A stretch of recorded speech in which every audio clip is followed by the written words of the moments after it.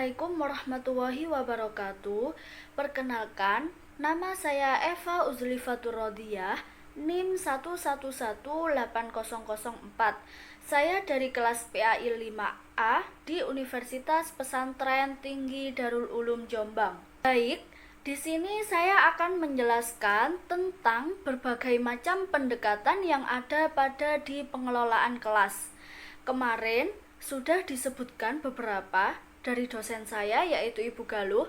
Beliau menjelaskan bahwa pendekatan pengelolaan kelas ada 7, yakni pendekatan otoriter, yang kedua pendekatan intimidasi, yang ketiga pendekatan permisif, yang keempat pendekatan instruksional, yang kelima pendekatan proses kelompok, yang keenam pendekatan sosio-emosional, dan yang terakhir, yang ketujuh ialah pendekatan resep. Di sini saya akan menjelaskan pengertian tentang pendekatan pada pengelolaan kelas. Ternyata dari buku referensi yang saya baca, pendekatan pada pengelolaan kelas itu tidak hanya 7 poin tersebut tadi, namun ada banyak sekali pendekatan yang ada pada pengelolaan kelas. Yang pertama ialah pendekatan kekuasaan. Ada yang tahu apa itu pendekatan kekuasaan? Nah, pendekatan kekuasaan ialah pengelolaan kelas yang dilakukan dengan menunjukkan kekuasaan seorang guru terhadap siswa, sehingga tindakannya untuk mengatasi penyimpangan tingkah laku dilakukan dengan tekanan-tekanan. Contoh, seorang guru memerintah kepada seseorang murid. Seseorang guru memarahi kepada seseorang murid apabila seorang murid tersebut melakukan pelanggaran yang ada pada di peraturan kelas. Yang kedua ialah pendekatan ancaman, yaitu kegiatan pengelolaan kelas yang dilakukan dengan melakukan hukuman atau ancaman. Kegiatan ini dapat berupa tindakan guru yang menghukum siswa dengan kekerasan, melarang atau mengusir siswa dari kegiatan tertentu. Contohnya, ada seseorang murid yang melakukan kesalahan di dalam kelas pada waktu pembelajaran berlangsung. Guru bisa langsung menegur atau langsung mengeluarkan anak tersebut dari kelas tersebut gitu. Nah, yang ketiga ialah pendekatan kebebasan.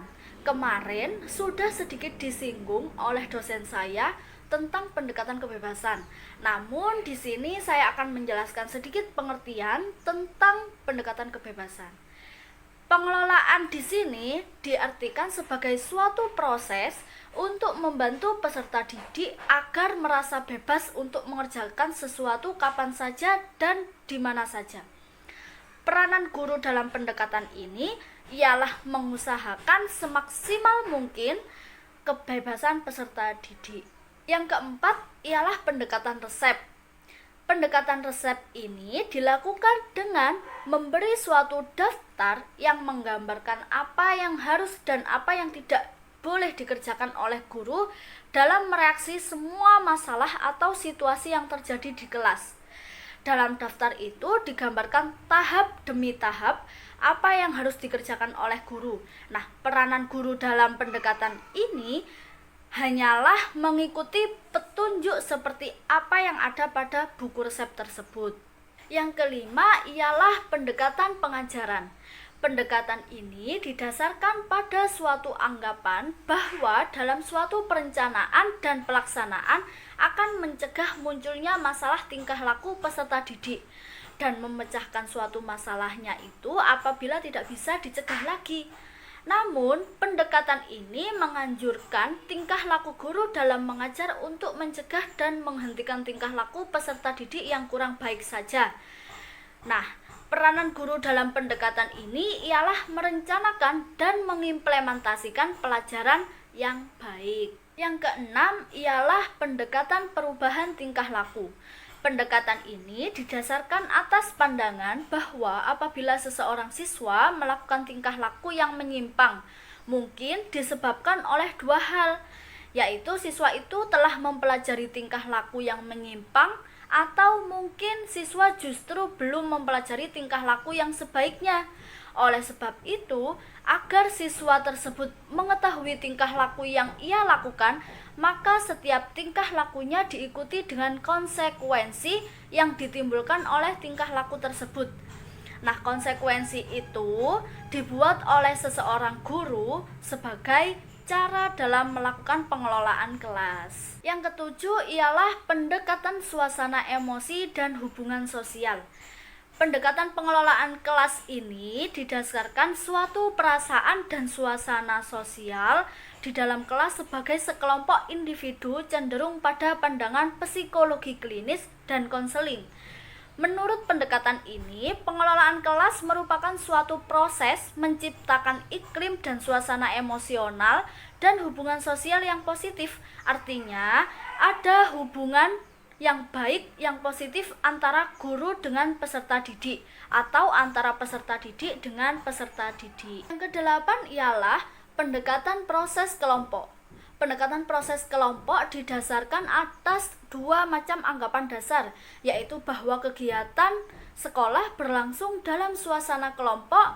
Yang kedua, kelompok kelas. Kelompok kelas adalah suatu sistem sosial yang memiliki ciri-ciri seperti yang dimiliki oleh sistem sosial, dan ciri-ciri yang harus dimiliki ialah harapan, kepemimpinan, kemenarikan, norma, komunikasi, dan keeratan. Nah, dengan demikian dapat disimpulkan bahwa pendekatan yang dilakukan oleh seorang guru dalam mengelola kelas sangat dipengaruhi oleh cara guru dalam mengenal tingkah laku, karakteristik, watak, dan sifat siswa-siswanya ketika siswa-siswanya tersebut melakukan penyimpangan-penyimpangan yang ada pada di dalam kelas. Poin yang terakhir atau yang kesembilan ialah pendekatan elektis atau pluralistik. Pendekatan elektis ini menekankan pada potensial, kreativitas, dan inisiatif wali kelas dalam memilih berbagai pendekatan tersebut di atas berdasarkan situasi yang dihadapinya.